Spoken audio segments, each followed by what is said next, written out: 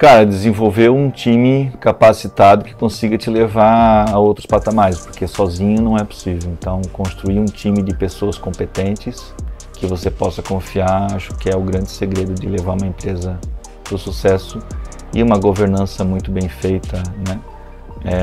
Com ética, com profissionalismo, e a empresa tem que ter muito bem descrito o que ela quer ser e aonde ela quer chegar, porque senão toda a tua equipe não vai saber o que fazer, vai ficar batendo cabeça.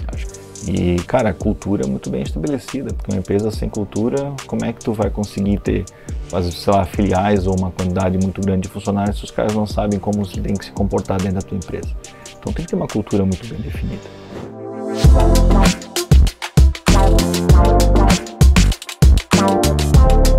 Muito bem-vindos a mais um Apocast. Eu sou Eduardo da Luz, sócio e fundador do Universo Apo. E para este bate-papo, nesta tarde, temos Gustavo, diretor, fundador da DigitalSat, uma das maiores distribuidoras de produtos de segurança eletrônica e telecomunicações do sul do Brasil, com mais de 25 anos de mercado. Hoje é o dia das empresas com 25. Era 25 a que veio de manhã também? 25. Não, 35. A gente gravou uma de manhã que era 35 anos de mercado. Com mais de 11 filiais, a DigitalSat é reconhecida por sua excelência logística, suporte técnico e forte relacionamento com as marcas líderes do setor. Seja muito bem-vindo, Gustavo. Obrigado. Vamos contar um pouquinho da história aí. Engraçado, essa questão de excelência logística, suporte técnico, são características bem fortes das empresas daqui, né? Que é a questão que a gente falou de ser um pouco mais, que a gente está falando ali, de ser um pouco mais cartesiano, cuidar muito do produto, da entrega do produto. A gente é muito focado em entregar um bom produto e às vezes até se esquece de se relacionar com o mercado. A gente esquece de vender a nossa marca e a gente foca em ser muito bom na qualidade. Não sei qual que é a tua percepção sobre isso.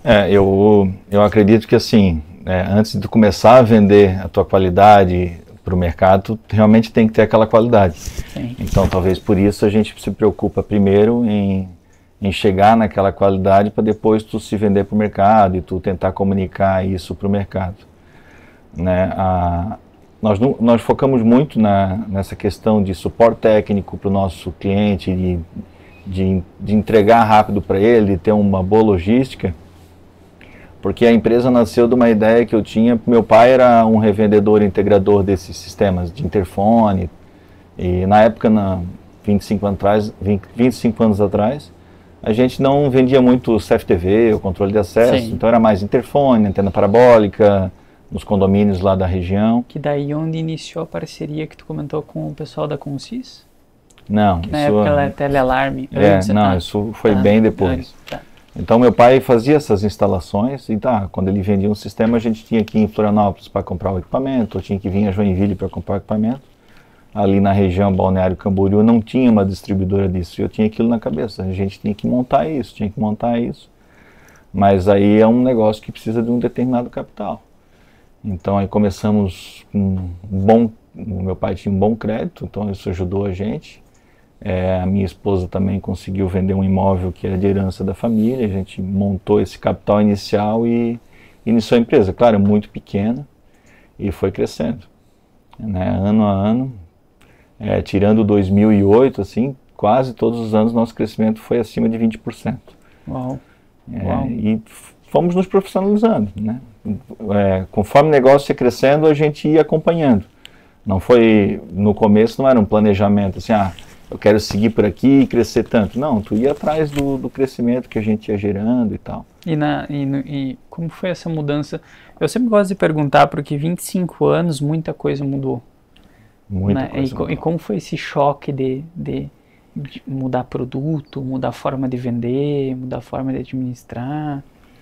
Eu acho que não foi um choque, foi uma coisa que foi evoluindo aos poucos, né? Tu foi melhorando processos, melhorando as coisas com o passar do tempo. Então não teve um choque especificamente. Talvez o maior choque tenha sido em 2014, quando a Intelbras, que é o nosso principal parceiro, a marca, né, que hoje faz grande parte do nosso faturamento, iniciou um programa de canais que começou a profissionalizar mais essa questão de distribuição, revenda, deixar uma coisa mais especificada, com um contrato bem feito,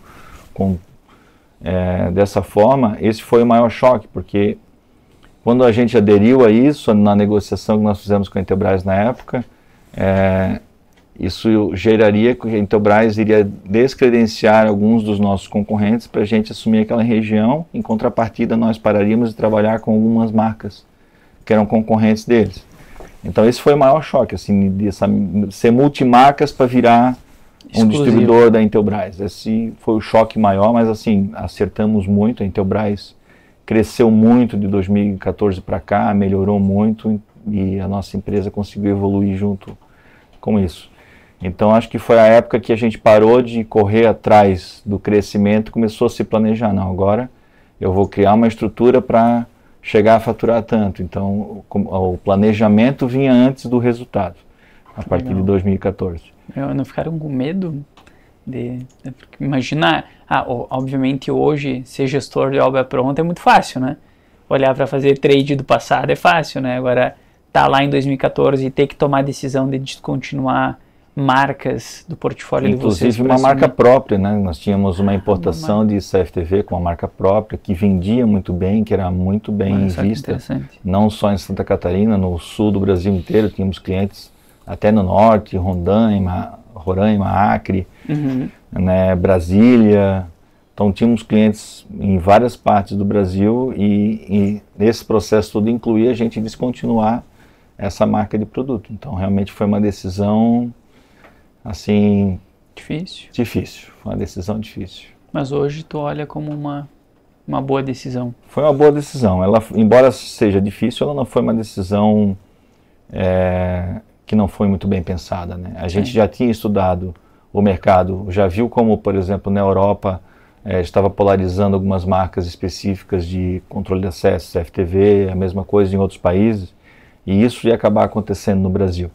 Então a gente teria que estar do lado de uma marca forte, porque continuar com a nossa marca e ficar contra essas marcas mais fortes que conseguiram trazer a produção para Manaus, que reduzem o imposto sobre esse produto, porque, por exemplo, CFTV, o imposto é muito alto sobre importação, é 20% de I mais 20% de IPI. Sim. E aí você pega eles produzindo em Manaus, não tem nem I nem IPI, então como é que tu vai competir com esse pessoal? Não dá. Sim. Né? E eu não tinha capacidade para ir lá abrir uma empresa em Manaus ou investir em marketing suficiente para ser uma marca extremamente reconhecida. O mercado estava mudando, estava se profissionalizando e eu tinha que escolher um parceiro forte. Legal. E aí a gente optou pela Intelbras, foi acertado. Porque de todas as marcas que tem no mercado hoje desse segmento, ninguém dá um suporte técnico igual a Intelbras. Ninguém dá um apoio igual a Intelbras. E é isso que eu sempre entreguei para os meus parceiros. Então, para eu continuar entregando aquilo, eu tinha que ter um parceiro que conseguisse também me entregar toda essa parte, né? Na nossa distribuidora, por exemplo, nós também somos assistência técnica autorizada. Então, o cliente não precisa ficar procurando, onde é que eu vou levar esse vídeo porteiro para consertar? Não, a revenda sabe que com a gente ela conta com a solução 360 para tudo que ela precisar. Essa assistência, eu gostei disso, assistência técnica autorizada, entra a parte de serviço, né? Entra a parte de serviço. Que é o que eu comentei ali na entrada de serviço, super complexo de gerenciar. Como que foi essa experiência de incluir o serviço lá para vocês? Ela sempre esteve presente na nossa empresa, desde o começo, assim, né? Sim. Mas essa parte de serviço hoje na empresa, ela não chega a dar um resultado positivo para nós. Sim. Né? É um serviço que a gente entrega mais para o nosso cliente. Sim. Mas o valor que custa uma mão de obra técnica, o valor da hora versus o que tu vai cobrar do cliente, e muitas coisas são em garantia, então tu cobra do fabricante numa tabela muito baixa, ele não chega a pagar toda a estrutura, só que a gente consegue entregar um serviço de mais qualidade para o nosso cliente, que é o que a gente quer. Sim, mas aí isso entraria como custo da operação em si? Ele entra no custo total da operação, a gente contabiliza no custo fixo geral da operação.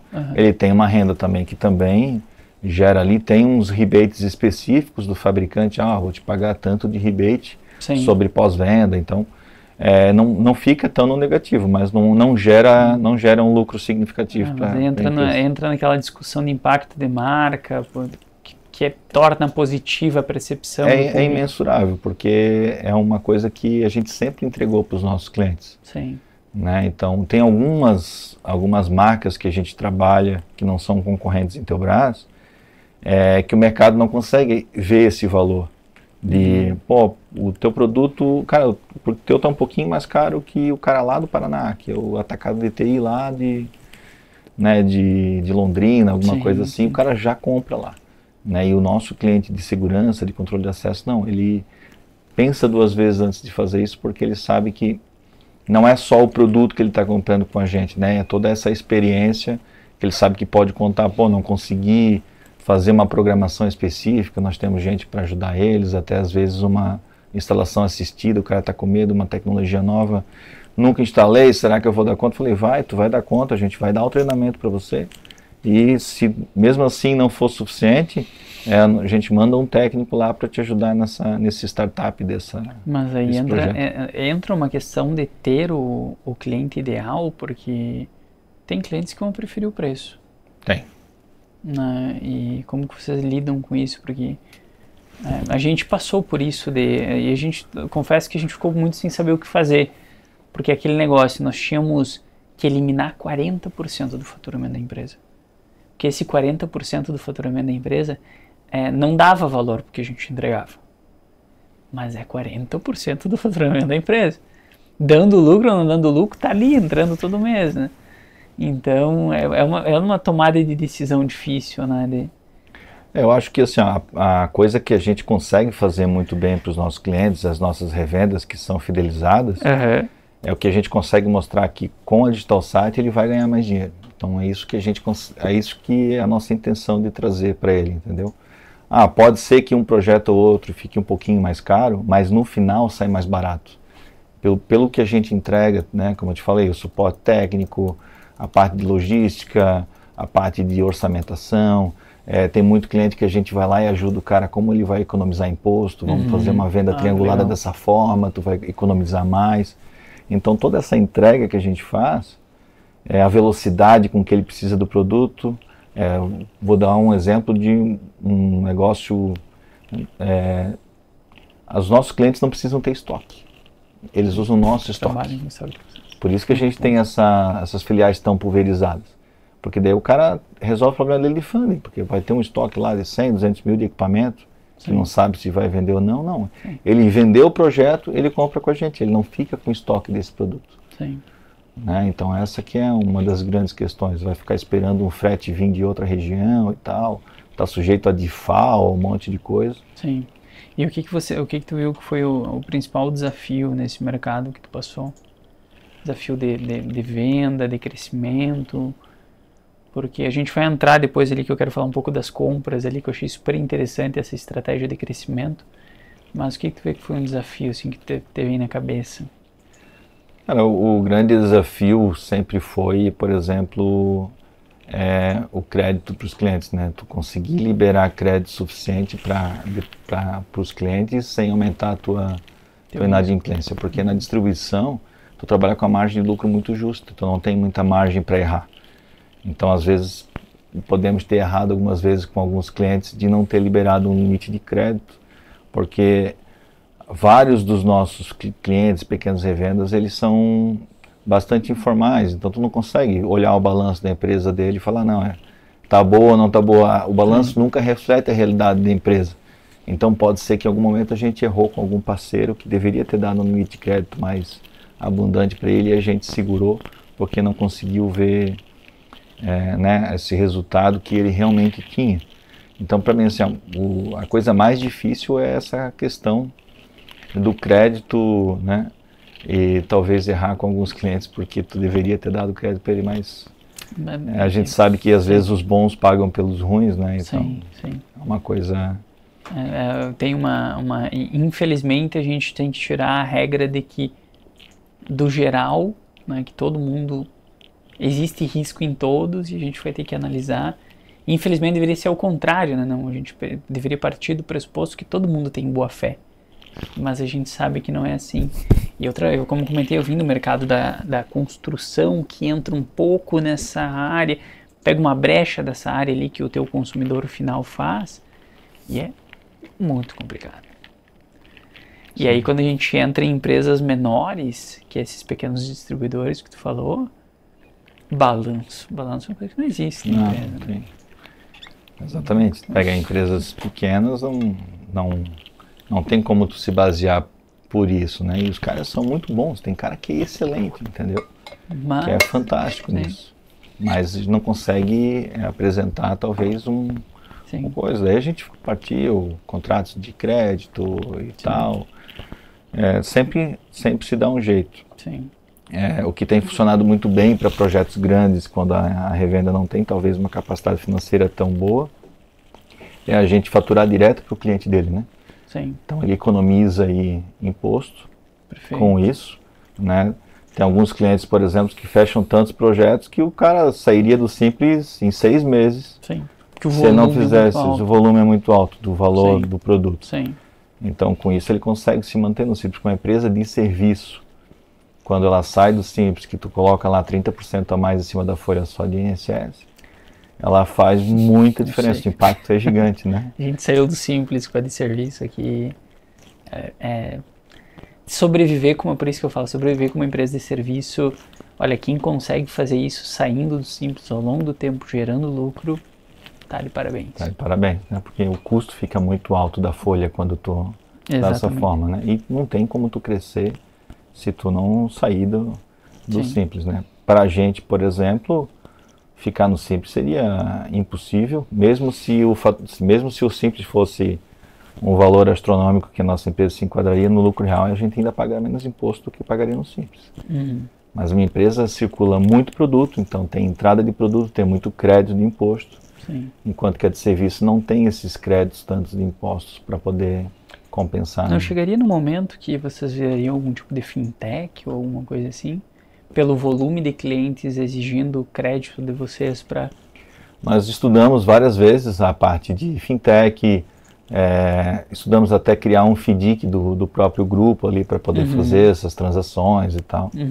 Mas por enquanto está só em testes e estudo, não chegamos a futuramente aumentar mais ainda o volume, né, de empresas ou alguma coisa nesse sentido consumindo de vocês. A Intelbras faz o faturamento direto, daí tu consegue eliminar essas duas pontas e fazer direto para... Em alguns setores específicos funciona mais assim do que o produto passar pela nossa distribuidora. Por exemplo, os ISPs, né, os pequenos provedores de internet, acontece muito mais de a gente fazer esse faturamento que a gente chama de triangulado, e Intelbras faturar direto para ele, porque são volumes grandes, são produtos, por exemplo, os cabos de fibra ótica, são produtos que o frete é muito caro, então fazer toda essa... não vale a pena. E também tem muita diferença de ICMS, porque o produto é importado, fica mais caro. Os produtos de segurança e controle de acesso no geral, ou de TI, os pequenos produtos, se for faturado em Intelbras, a gente não consegue dar essa velocidade que eu te falei que os nossos clientes precisam tanto. Demora para chegar, né? Você vai fazer um projeto de um edifício inteiro, a Intelbras mandaria nota de 4 filiais diferentes, porque tem produto que é fabricado em Manaus, tem produto fabricado em Minas, produto fabricado em São José, produto fabricado em Tubarão, então fica muito complicado de entregar esse pacote assim. Perfeito. Colocado. Perfeito. Eu queria entrar mais nessa questão de vendas. Eu encaro o que vocês fazem como uma venda complexa, ela não é uma venda simples, né? Não, ela é uma venda bem consultiva. Bem consultiva. Bem consultiva. E como foi essa escala das vendas para ti? Porque vocês cresceram, então obviamente vocês venderam, né? Então, só que eu sinto muita dificuldade com a questão de como eu passo esse conhecimento para frente quando se trata de vendas consultivas, porque a gente sabe que às vezes um detalhe tu ganha venda. Né? Como tu faz esse treinamento, replicar esse processo lá dentro? Cara, também foi outra coisa que foi construído com o passar do tempo. Nós fomos promovendo pessoas dentro da empresa, né, para gerência ou para supervisão, que conheciam bastante do produto. Às vezes a gente contratava até um cliente que tô a fim de parar de fazer a instalação, fala, vem trabalhar no meu comercial então, porque daí o cara conhece tecnicamente, ele apoia o colega do lado, que às vezes é muito bom em relacionamento, mas não é tão bom para entender a necessidade técnica do cliente. Então a gente foi mesclando essas pessoas, né? Um cara muito técnico ali no comercial, junto com um cara que muito bom de relacionamento, e um aprende com o outro. Sim, né? sim. Então, cara, isso tem dado muito certo, e os gerentes também. Então, o cara de relacionamento dá para fazer tudo e o cara técnico dá uma freada nele. Não, o cara de relacionamento é um cara que, por exemplo, a gente tem um cara em Blumenau que ele é muito ligado com coisa de futebol, e ele tem uma clientela, acho que é o vendedor que mais fatura hoje na nossa empresa. Sim. Então ele é muito ligado com essa coisa de futebol e de falar pro cara, meu time ganhou do teu, não sei o quê, e daí quando o time dele perde, os caras vão lá na segunda-feira de manhã só para tirar uma onda com ele, mas traz eles para a empresa, traz eles para a loja. Sim. E isso gera negócio. Não adianta, o cara vai, quando ele pensar que ele precisa de um produto específico, ele vai querer comprar com o Fabiano, porque é o cara com quem ele já tem esse relacionamento todo, entendeu? Sim, legal. Então isso ajuda muito. Então a gente tem caras que são fantásticos nessa coisa de criar esses laços com os clientes, com os parceiros, sim, que eu adoro isso. Sim. Mas de repente o cara, eu preciso fazer, o meu cliente quer uma instalação específica, eu quero uma câmera com inteligência artificial que detecta quantos carros passou por aqui por dia, aí ele não consegue.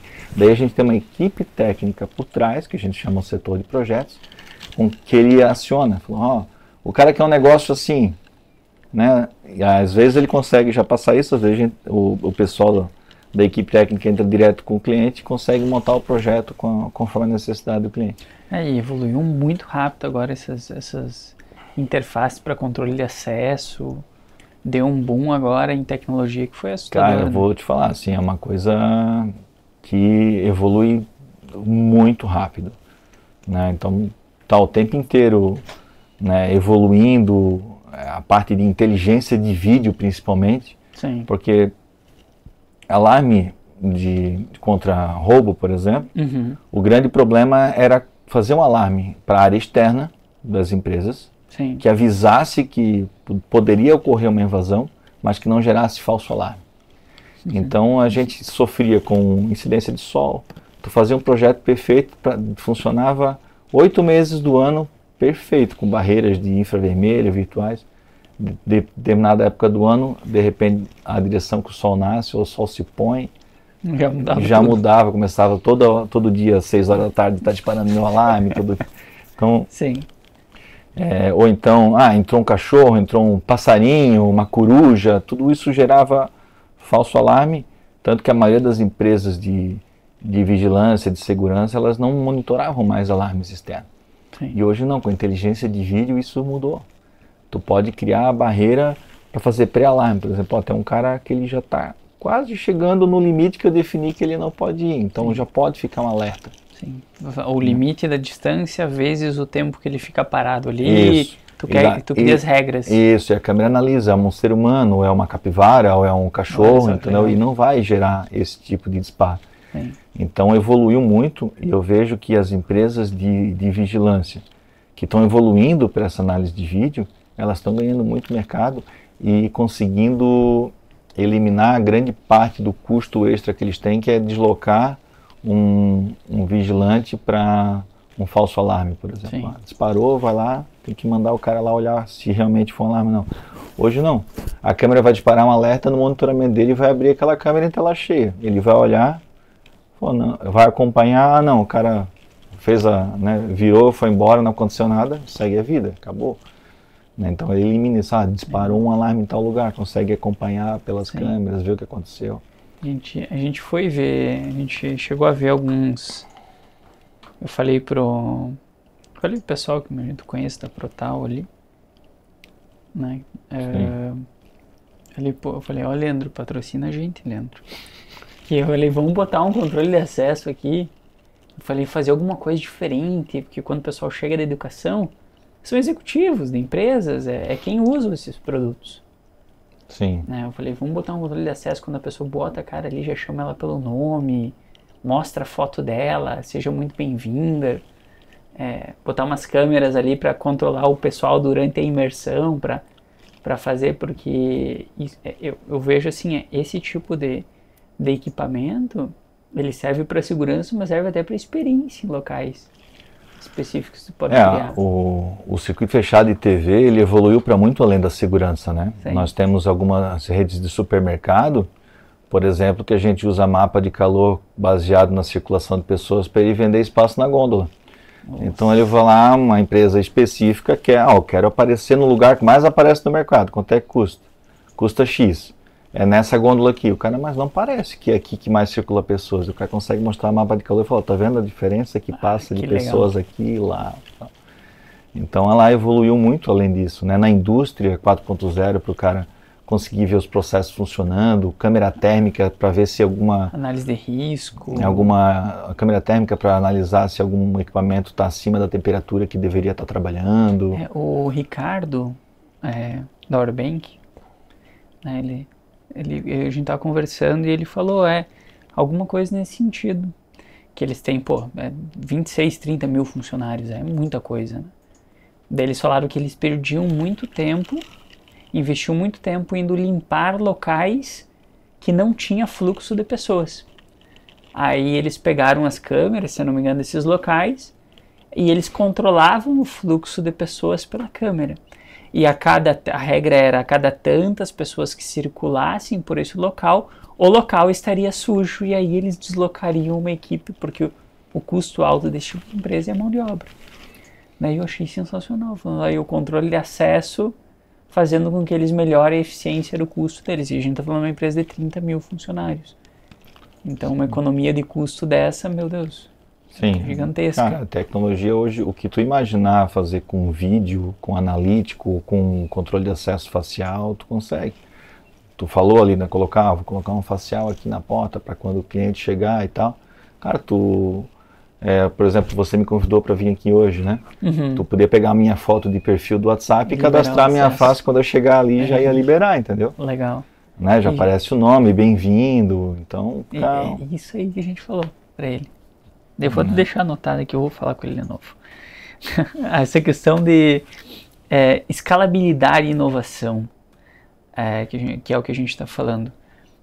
A empresa, eu vejo que vocês crescem, vocês já têm uma estrutura, mais de 200 funcionários, e como que é lidar com esses novos entrantes do mercado, sendo que vocês estão com uma marca muito forte do lado, mas uma marca que, por ser muito forte e muito grande, tem um movimento, às vezes, um pouco mais lento que essas marcas pequenas. Vocês sofrem com isso ou A gente sofre. Eu, na verdade, sou um cara muito chato com a Intelbras, e até pela proximidade que nós temos lá na fábrica, eu estou muito lá batendo na porta. Falei, por que nós não temos isso ainda se a marca X tem? Sim. Mas a gente está desenvolvendo, mas as coisas são mais lentas. Sim. Né? Tem um produto, por exemplo, que era para ter sido lançado em fevereiro de 24, foi lançado só em setembro. Por quê? Porque chegou em fevereiro, não passou no teste de salinidade. Viram que no mar, a pintura daquele equipamento que era metálico, ele ia dar um problema ao longo do tempo. Só que assim, ao mesmo tempo que demora, tu consegue mostrar para o cliente, cara, não tá vendo? Por isso. Ou tu colocou do concorrente lá enferrujado. Entendeu? Não aguentou ficar no mar. Sim. E o nosso não foi lançado justamente porque não passou nesse teste em específico, teve que ser repensado a proteção e esse tipo de coisa. Então, a Intelbras tem isso, muito teste, né? Inclusive, jogar a embalagem de determinada altura, cair no chão, o produto não pode danificar. Então, até esse tipo de teste é feito. E a gente não tem como saber se essas outras marcas têm essa mesma preocupação. Infelizmente não, muito provavelmente não tenha, mas pega mercado, né? Não adianta. Pega mercado. Isso aí, a gente tem que entender quem é o nosso cliente. Se o cara é um cliente de precinho, e esse não é o nosso cliente. Nosso cliente tem que ser o cara que quer qualidade, que quer entregar qualidade para o cliente dele, né? O cara que instala marcas desconhecidas ou até produtos às vezes contrabandeados do Paraguai, esse tipo de coisa. Esse, infelizmente, não vai ser o meu cliente. Sim. Né? Não vou conseguir entregar para ele o mesmo valor que ele tem comprando produto contrabandeado. Né? Tem produtos, por exemplo, de Wi-Fi, ou que tem algum tipo de emissão de radiofrequência, que a Intelbras demora um pouco mais para lançar, porque ela não lança nada sem estar devidamente homologado na Anatel. Entendeu? Às vezes lança um produto, por exemplo, o nosso facial, ele tinha a função de funcionar como um vídeo porteiro IP de protocolo aberto para você digitar direto ali, cair num celular, numa central telefônica fora, em nuvem e tal. Tinha isso na capacidade, mas estava bloqueado no software até sair a homologação na Anatel para ele ter essa função. Saiu a homologação, a gente atualizou e o produto começou a fazer a função, entendeu? Sim, legal. Então, foco em qualidade. Mas, não sei, eu vejo, eu iniciei a empresa muito recente, né? E no começo parece que a gente não consegue perceber que sim, existe o cliente que vai preferir. Na nossa cabeça parece que no início todo mundo prefere só preço. Mas não, existem pessoas que compram qualidade. tem, Só que parece que é difícil no início a gente acreditar nisso, né? assim, ó, eu adoro aquele meu vendedor que vem brigar comigo, mas o outro tem mais, mas ele tem mais barato, mas ele tem mais barato. Sim. Adoro esse vendedor que vem assim. Outro que deixa por isso mesmo, não é o que eu preciso daquele cara que reclama, que vem comigo. Sim. Porque às vezes a gente pode estar até mesmo errado na precificação. Sim. E tem que rever. Acontece também. Sim. Hoje é bem mais raro de acontecer, mas Sim. acontece.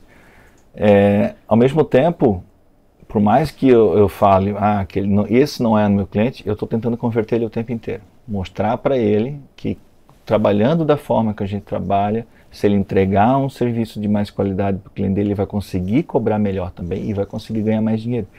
Então a gente vem trazendo aos pouquinhos esse pessoal para a base mesmo, quando ele prefere colocar uma marca que não é tão conceituada ou alguma coisa nesse sentido, porque consegue entregar mais qualidade, né? Sim. E a gente tem, por exemplo, uma grande vantagem é que se um cara chega, pode apresentar aqui um projeto de segurança aqui para a Rapo, e vem com uma marca, eu não vou falar aqui, né, do nosso concorrente, Sim. que é uma marca boa, um produto bom, e vem com o Intelbras. Esse aqui, a revenda até conhece o produto, mas você não conhece, então tende a optar por Intelbras. Sim. Se a diferença de preço não for gigante, né, se é uma diferença pequena, Sim. tu tende a optar por uma marca que você já conhece. Eu acho que empresas como a gente, olhando como o ponto final, né, o consumidor final, optariam por Intelbras, né, mas muito porque a gente não montou isso aqui para fechar amanhã. Sim. A gente tem uma visão mais de médio e longo prazo. Claro. Então, a grande questão é que eu sempre falo, o pessoal fala, gente, existe cliente bom. 2 pontos de atenção. Primeiro, a gente não mapeia esses clientes de forma eficiente. Primeiro ponto. E tem como mapear. Tem como fazer análise de potencial do mercado. Se tu me passar os 100 principais clientes teus, eu vou conseguir mapear na região outros 100, outras 200, outras 300 empresas correlacionadas com esses teus 100 principais clientes. Porque a gente consegue puxar. E outra questão tem que investir em marca. Isso a gente aprendeu ao longo do tempo, tem que investir em marca. Na distribuição, normalmente o investimento de marca está atrelado ao produto que você distribui, né? Sim. Então nosso marketing, por exemplo, grande parte da nossa verba de marketing é trade, né? Com o fabricante. Sim. Fornecido pelo fabricante, tudo verba de marketing cooperado, Sim. porque tu não tem uma margem de lucro tão grande para tu, vou pegar aqui 2% do meu faturamento e investir em marketing. Não tem essa sobra para poder fazer isso, entendeu? Sim. Então dificulta bastante essa parte de marketing. O maior desafio é conseguir fazer com que esses outros que não são teus clientes assíduos ou fidelizados consigam ver o mesmo valor que os clientes que você já tem. Esse é o grande desafio. Talvez numa região nova, por exemplo, agora a gente foi aí em abril do ano passado através de um M&A ali, de uma aquisição de um outro distribuidor, para 3 regiões do estado simultaneamente. Né? De um dia para o outro a gente abriu, digamos, Tubarão, São José na Grande Florianópolis e Lages. Bum! Uau. Virou a chave em um dia de três lojas diferentes. Esse foi um desafio impactante, assim. Talvez a gente tiver hoje olhando, talvez eu fizesse diferente, fizesse um plano de 100 dias para ir fazendo isso aos poucos. Mas na época a gente queria virar a chave, vai virar Digital Site amanhã com o nosso padrão, com a nossa cultura e não acontece. É até arriscado, né? Principalmente pelo choque de cultura entre as empresas. Mas deu muito certo em 2 regiões, em Lages e Tubarão. São José foi mais complicado. Foi bem mais complicado. Mas tu vê por relação à região ou a gestão que tinha interna da empresa ou outros aspectos? Eu acho que a cultura da empresa, porque eles eram a matriz, né? E Tubarão e Lages eram as filiais. Então, quando elas mudaram de ser filial de uma outra empresa, teve uma mudança de cultura, claro, porque a nossa empresa é diferente, tem uma cultura muito bem estabelecida, muito bem organizada. Mas eles já eram filiais, então o impacto foi menor. Em São José não, eles eram matriz. Então, tipo, o proprietário da empresa ficava ali, né? A diretora da empresa na época ficava ali, era uma pessoa super competente também. Sim. Né? Mas teve esse choque cultural muito grande. Sim. Então, aí nós perdemos ali até acertar tudo isso, uns 2 meses que os clientes acabaram migrando um pouco para o concorrente. Entendi. Né? E agora, retomar isso tem um CAC muito grande, né? O custo de aquisição do cliente, de novo, ele é caro. A gente está conseguindo, está avançando, mas... É um processo. É um processo mais lento. E como vocês trabalham com a Intelbras, por exemplo, exclusivos, imagino eu? Exclusivos Intelbras? Sim. Como funciona para expansão justamente de regiões? Talvez esse hoje seja o meu principal... obstáculo para crescimento. Nós estamos bem capitalizados, nós temos uma captação de recursos muito fácil com os bancos, temos um bom relacionamento, nosso balanço é auditado sem ressalvas há 2 anos já. Não é que antes tinha ressalva, é que antes a gente não fazia auditoria. Então fazem 2 anos que o pessoal da Martinelli aqui de Joinville faz a nossa auditoria lá e não tem ressalvas no nosso balanço, ele é bem robusto, um resultado bem positivo, então é muito fácil para a gente, preciso fazer uma aquisição M&A, de conseguir recurso no mercado para isso num valor adequado, né? Sim. As garantias são muito boas. Então não é para crescer e expandir, não falta capacidade técnica e não falta capacidade financeira. É a questão do mercado fechado, né? O mesmo mecanismo que protege a minha empresa de não vir distribuidores de São Paulo, Curitiba ou outras regiões abrir uma filial do meu lado, é o que me impede de também ir para outras regiões. Então tudo isso tem que ser negociado com o fabricante. Por isso que um dos recursos é o M&A. É a M&A. Hoje, regiões realmente importantes, boa, que vai fazer uma grande diferença, todas têm um distribuidor bom já. Sim. Né? Então, a única opção que nos sobra seria através de M&A. E ainda assim, a Intelbras ela tem que aprovar cada operação dessa. Né? Pelo contrato que os distribuidores têm com o fabricante, isso é bem comum de mercado, não é uma coisa específica do nosso. Sim. O fabricante tem que aprovar, não, eu aprovo a venda, senão a empresa pode ser descredenciada e o valor que ela normalmente tem para a gente é um dos valores, porque claro, tem a carteira de clientes, tem o know-how da empresa. Mas é abrir a região, né? Com a marca. Né? Com a marca. Perfeito, muito bom. E deixa eu ver aqui, eles tinham comentado alguma questão de, pensa comigo nessa questão de, tu tem um distribuidor, e esse distribuidor ele revende para outros B2Bs. Sim, certo? Nosso negócio é puramente B2B. B2B. Cliente e o teu cliente é B2B também. Pode ser B2B e B2C, é os dois. Perfeito. Pode ser uma casa de alto padrão, pode ser não precisa ser nem de alto padrão, pode ser uma casa normal. Perfeito, perfeito. Com o CIS é cliente de vocês e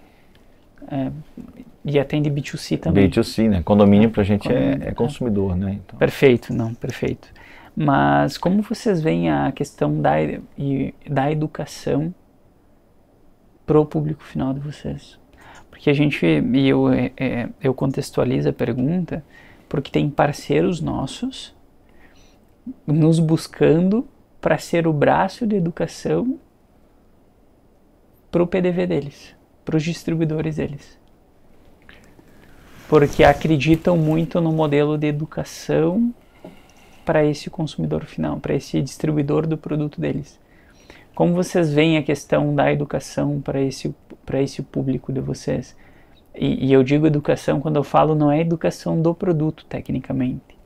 É educação do balanço, é educação da venda, é educação do marketing, de como se posicionar para vender um produto de ticket maior. Hoje é um dos grandes focos nosso no marketing da empresa levar esse conhecimento para os nossos clientes, ou mostrar onde ele pode adquirir esse conhecimento. Sim. Mas o maior desafio é mostrar para esse pessoal o quão é importante ele estar por dentro desses assuntos, né? De estar mais profissionalizado, mais educado e tal. Treinado nesse tipo de situação, né? Tanto na parte administrativa, de começar a já pensar num balanço para... Pô, tua empresa é muito bacana, cara, mas ela não tem valor porque tu não consegue mostrar que o valor é muito fácil de tu fazer isso aqui. Mas, assim, tu verifica que grande parte das contabilidades que são terceirizadas dos nossos clientes são muito ruins. São muito ruins. Infelizmente, assim... Sim. Tu vê que tem muito contador que é contador do simples e deu, acabou, não vai conseguir atender uma empresa além daquilo ali, né? E atende o simples não só para ser simples mesmo, né? Não, só para ser simples. Eu às vezes numa conversa de 1 hora com o cliente e pergunto, tá, mas tu faz isso, faz aquilo? Não. Cara, mas conversa com o teu contador, tu tá pagando imposto demais, tu não deveria estar fazendo isso. Tu pode abater isso, tu pode abater aquilo. Tive uma conversa semana passada disso daí com a contabilidade aqui de Jaraguá, que como as contabilidades têm sido passivas e não ativas. Não, muito passiva, né? Ela recebe informação do cliente, calcula, vê lá quanto é que está a alíquota dele, está tanto, calcula sobre aquilo ali e manda, não analisa nada para o cliente, não tem análise nenhuma. Eu tive grande dificuldade de encontrar, quando a minha empresa não era tão grande, um parceiro que fizesse isso comigo, porque eu sempre pensei muito nisso. Acabou que em determinado momento nós internalizamos a contabilidade, montamos praticamente um escritório de contabilidade dentro da DigitalSat para conseguir fazer da forma como a gente queria. Eu anotei aqui para te perguntar depois quem era o teu parceiro. Nós temos uma equipe, são 5 pessoas hoje. 2 fiscais, 2 contábeis e o gerente de controladoria. Cara, faz toda a diferença. A gente passou primeiro, a gente fez uma jogada e passou primeiro para o presumido. E não acho que foi a melhor tomada de decisão. Acho que na parte de serviço a gente deveria ter ido para o simples, mas eu entendo de tecnologia, de marketing, de vendas. É o meu core, não é contabilidade. Então daí a gente fica muito refém. O que eu gosto de fazer é vender, é conversar com o cliente, colocar produto. Sim. Mas grande parte do meu papel como CEO é analisar essas questões como um todo. Sim. E eu tento, às vezes, quando converso com o cliente, levar esse tipo de informação para ele. Legal. Eu acho interessante isso, porque eu estou como CEO aqui do grupo, mas eu tenho um perfil já muito mais voltado à criatividade, a desbravar canais de vendas, a isso aqui, a relação pública. E eu queria ter um pouco mais desse tato de conseguir olhar com mais facilidade para esses dados. E hoje eu entendo que não é uma competência tão minha. Daí é uma das discussões que a gente tem, toda semana tem essa discussão aqui dentro. É óbvio que a nossa empresa ela cresceu e hoje a gente tem pessoas específicas para olhar essas coisas. Sim, mas nem sempre foi possível tu pagar o salário de uma pessoa. Então não adianta tu colocar um cara sem conhecimento, tem que colocar pessoas que conhecem para poder tomar esse tipo de decisão por você. Sim. Então hoje a gente consegue fazer isso, mas durante muito tempo não dava. Sim. Então eu tive que me especializar, trabalhar. Sim. Cara, foi muito tempo assim, trabalhando. A minha empresa, por exemplo, até poucos anos atrás não tinha comprador. Quem fazia todas as compras era eu. E era tudo depois das 8 da noite. Fazer análise do que precisava comprar era tudo à noite. Sim. Hoje não consigo imaginar a minha empresa ser um comprador, mas em determinado momento não teve. Sim. E mesmo, agora eu fiquei curioso, mesmo com um distribuidor fixo, o comprador faz sentido? Porque não é tabelado daí os valores? Os valores com grande parte dos fabricantes que nós trabalhamos, a gente já define no começo do semestre, alguma coisa, já como vai ser a política comercial durante tudo. Então essa negociação toda a gente faz antecipadamente, ou o nosso diretor comercial, ou dependendo do fabricante, eu mesmo. Mas eu preciso ter alguém que analise e faça os pedidos da quantidade certa dos produtos que estão vendendo. Sim. Né? Ou então, por exemplo, assim, ó, tu não consegue separar o comercial vendas do compras. Eles têm que estar trabalhando junto, tem que ter uma sinergia. Sim. Porque, por exemplo, se a Intelbras vai fazer uma apresentação do que a gente chama no começo do mês agora do foco do mês. Uhum. Então, nessa apresentação vai ter, por exemplo, qual é a campanha. E nós temos um produto fantástico agora que está com 45% de desconto. Né? Então, o meu comprador tem que saber dessa informação antes, porque é um produto que eu tenho que falar para ele. Ó, a gente vende 100 peças por mês desse produto, mas vai vender 500, agora tu precisa comprar 500, não 100. Porque se eu vender e depois ficar pedindo, não vou conseguir entregar, como eu te falei antes, com a velocidade que o meu cliente precisa. Então, eu preciso ter um cara que consiga analisar o nosso BI, o nosso ERP, agora está até mudando, a gente está chamando de EIP, porque tem inteligência dentro e tal. Sim. Então, a comunicação no software ali já mudou de ERP para EIP. Qual que vocês usam? A gente usa Sankhya. Sankhya.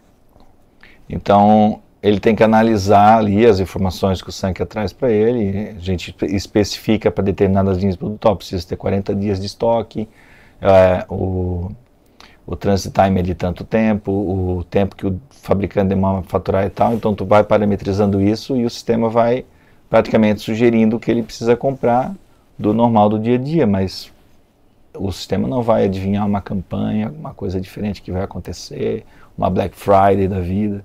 Tu tem que preparar teu estoque para esses negócios. E tu consegue trazer uma análise preditiva boa já?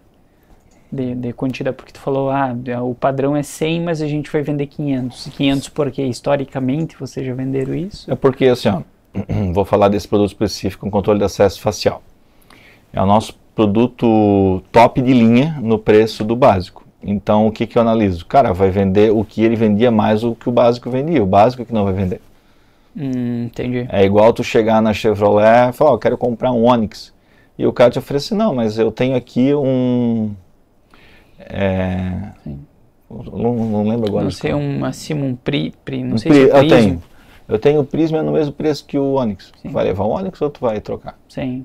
Então é isso que nesse produto hoje está tendo. Então. Entendi. Então a gente sabe o que vai vender a mais, além do que a gente às vezes sabe mais ou menos o que nós estamos perdendo para o concorrente de venda daquele produto, para outra marca. E quando tem essas campanhas a gente usa para tentar reverter esse cliente de novo para nossa marca. E essas marca. campanhas vêm todas da fábrica? Da fábrica, o preço que a gente vende. A inteligência do mercado, a pesquisa. E eles conseguem fazer isso por região, será? Ou é a modo geral o Brasil? Não, depende. Por exemplo, às vezes, por exemplo, Santa Catarina é um dos estados que a Intelbras tem maior market share em quase tudo. Sim. Né? Porque a fábrica é daqui, porque a DigitalSat é muito boa. Sim. Fica a dica. Então, é um dos estados que a Intelbras tem maior market share. E às vezes o concorrente faz ações específicas para Santa Catarina ou sul do Brasil. Né? Os 3 estados do sul, a Intelbras tem que combater isso também de forma rápida. Então, é nosso papel como distribuidor conectar o fabricante ao mercado. Então, eu tenho que avisar o fabricante, cara, eles estão fazendo isso, a gente tem que fazer alguma coisa similar, senão vamos perder faturamento, vamos perder venda. Então... o maior market share, tu comentou agora aqui, tu falou que a DigitalSat é muito boa. É, muito boa. E vocês ganharam o prêmio lá, que eu vi no teu stories lá, né? Isso. O PEX, né, que é o prêmio que a gente ganhou, referente ao ano passado, a entrega da premiação foi agora, mas ele foi medido em 2024, então é o exercício anterior. Ele mede, cara, ele tem indicadores de todos os setores da empresa. Então tem parâmetro, tem o pilar mais verde, que daí é a parte é a parte comercial, de que tu atinge as metas, de que tu é fidelizado, que não vende outras marcas daquele produto. Então esse é um dos pilares, com pontuação forte. Daí tu tem o pilar logística, né? Tipo, várias coisas contam um ponto. Tu tem um WMS funcional? Tenho. Como é que é a tua conferência por entrada? É cega, não é cega? Tem local específico para receber mercadoria? Tem local específico para conferir, para despachar? Então, o que é o WMS? Warehouse Management System. É o sistema para tu controlar o teu depósito, o teu inventário, né? Entendi. Então, por exemplo, sai um pedido de venda, vem para um coletor de dados, hoje é um Androidzinho ali na mão, e o cara vai lá, tem que no endereço tal pegar tantos desse produto. É logístico, vai lá. Né? Isso, é logístico. Legal. Para os teus funcionários acharem os produtos dentro do teu depósito, de forma rápida e não ficar procurando. Sim. Inclusive o caminho para ele pegar a mercadoria é desenhado para ele andar menos. Tem um mapa dentro desse sistema específico e ele vai te direcionar. Isso, exatamente. Legal. E essa era a próxima pergunta sobre inovação, até para a gente encaminhar para o final, o que é inovação? Mas se tu permitir eu falar um pouquinho mais do PEX ali, Sim, por favor. Coisa. Então, todos os setores da empresa, eles criaram indicadores, né? Que é financeiro, qualidade do balanço, o índice de endividamento versus EBITDA. Então, tudo entrou na conta. Se a nossa equipe faz os treinamentos comerciais da Intelbras, os treinamentos online, se a nossa equipe tem outro tipo de capacitação, se fez lá a única universidade da Intelbras lá para gestores, então tudo é medido. E nós conseguimos tirar a melhor nota em praticamente todos os pilares. Só no pilar mais verde que faltou um pontinho, porque nós não somos exclusivos na parte de cabos. A Intelbras é muito nova, nesse não tem todo o portfólio, então nós não somos exclusivos nesse segmento da Intelbras. Mas no restante todo, nós tiramos a maior nota. Existem outros produtos que não sejam concorrentes direto deles que vocês possam vender, então? Tem sim. Entendi. Por exemplo, nós somos distribuidores da LG na parte de monitores. O pessoal usa monitor no controle de acesso. LG? Ou ELG? LG. ELG é suporte, né? Monitor mesmo. Eu estava aqui hoje de manhã, inclusive. Legal. O pessoal da LG. Os produtos deles são excelentes, eu uso na minha casa. Eu comentei, eu não sei, eles têm 450 SKUs lá. Mas a gente conhece o suporte né, deles. Que ele até falou, é um desafio nosso, porque a gente é muito grande nos suportes, mas enfim. E né, como que é inovar dentro desse teu setor? Porque eu vejo que já existe muito padrão que a fábrica impõe, né, como um dos principais. Como que tu vê uma inovação acontecendo dentro da tua empresa? Seja por vendas, por marketing, por tecnologia. Nós estamos com vários projetos agora, não posso adiantar assim, porque não quero dar spoiler para os nossos concorrentes também, né? Mas a gente está montando, agora terminando o orçamento para montar um time de tecnologia, né? Eu não tenho hoje um CTO na empresa, mas é uma coisa que provavelmente a gente deve ter em breve, para colocar essas ideias em prática. Então, acho que a DigitalSat vai dar uma balançada, uma revolucionada muito legal no mercado. A gente está com umas ideias bem bacanas mesmo. E aquele negócio, dá para ver vontade de falar. Dá vontade de falar. Não, mas tudo bem, a gente entende, não tem problema nenhum. E isso é normal, né? Às vezes tem o pessoal que não, a gente vai lançar uma coleção, eu falo, quer falar ou não quer? Eu quero ouvir, mas tu quer falar? Não, eu não posso. Eu falo, então fala no próximo podcast, então. A gente faz um lá. Referente a essas 11 filiais, eu acho interessante essa questão de distribuição de esforços. Porque a gente sabe que tem filial que vai melhor, tem filial que não vai tão bem. Como que tu distribui teu tempo entre as filiais? Para mim... Eu gostaria de distribuir melhor meu tempo, de estar mais presente em todas as filiais, né? Mas o tempo de deslocamento é uma coisa que me irrita muito. Então, às vezes eu não estou sempre presente nas filiais, principalmente as mais longe, porque o tempo de Tubarão Lages. Tubarão até não é tão demorado. Tem a 101, né? Mas pega Lages ali. Isso, a estrada não é tão boa, então tu tem um tempo de deslocamento muito grande e isso me irrita. Tanto que normalmente quando eu estou em deslocamento eu estou telefonando para todo mundo. E pessoal... Né? Falo com um, falo com o outro para tentar aproveitar esse tempo. Tem filiais realmente que o desempenho é acima da média, né? Mas todas as nossas filiais são lucrativas.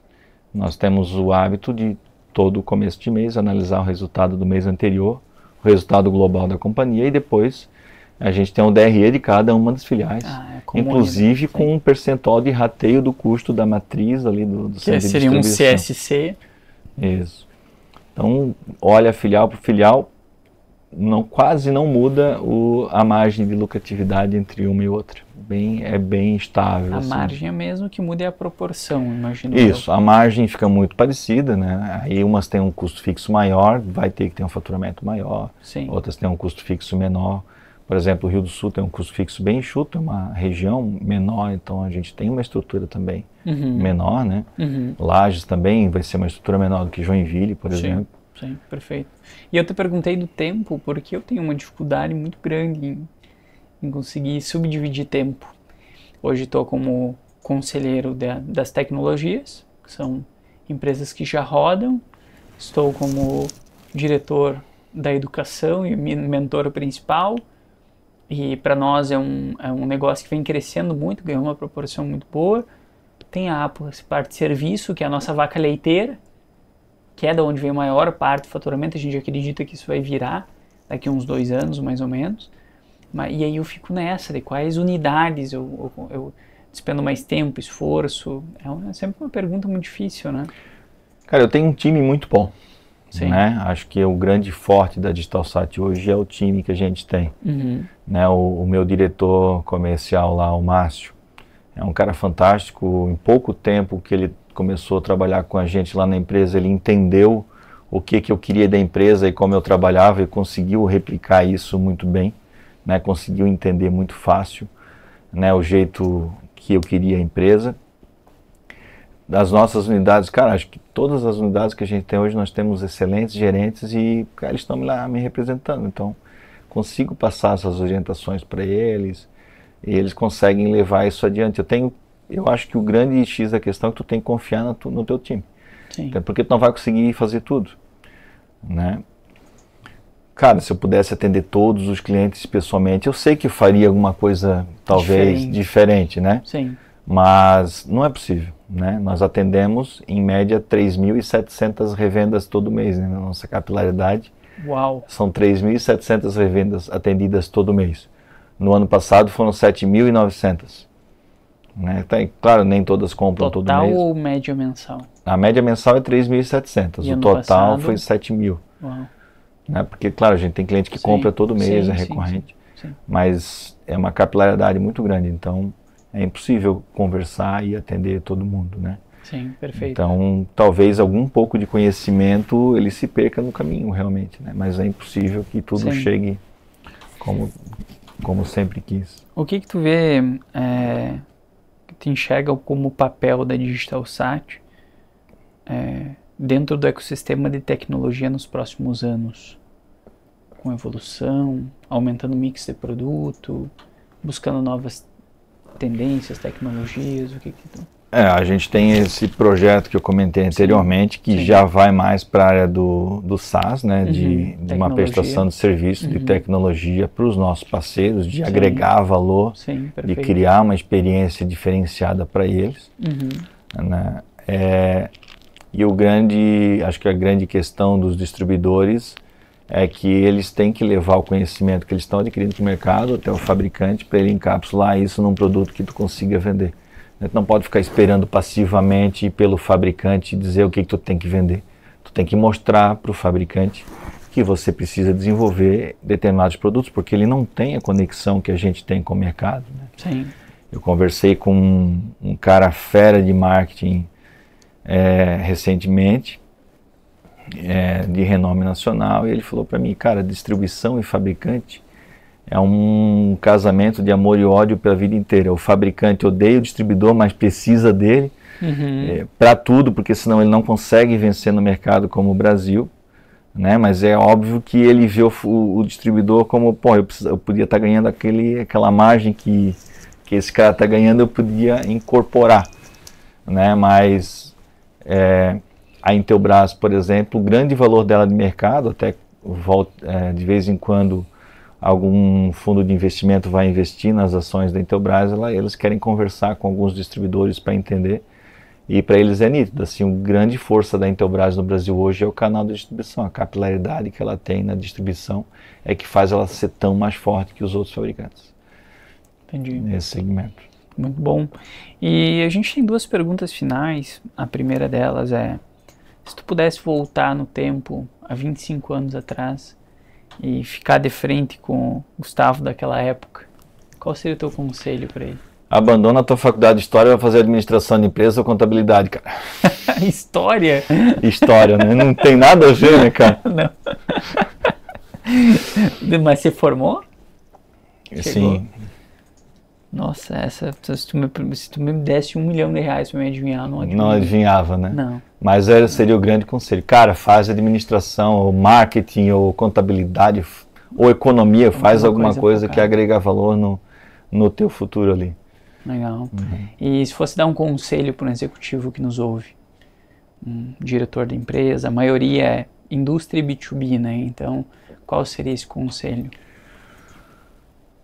Cara, desenvolver um time capacitado que consiga te levar a outros patamares, porque sozinho não é possível. Então, construir um time de pessoas competentes que você possa confiar, acho que é o grande segredo de levar uma empresa para o sucesso.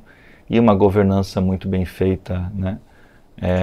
Com ética, com profissionalismo, e a empresa tem que ter muito bem descrito o que ela quer ser e aonde ela quer chegar, porque senão toda a tua equipe não vai saber o que fazer, vai ficar batendo cabeça. Acho que esse é. E governança, tu viu o podcast com o Vigers, às vezes é o básico. Né? Sim. É o básico, reunião, mas é o que a maioria das empresas não faz. Sim, perfeito. A gente pecou nisso também. Inclusive, não faz muito tempo que a gente começou, não. Esses são os... Porque na minha cabeça a governança era uma mesa cheia de gente engravatada, com conselho, com...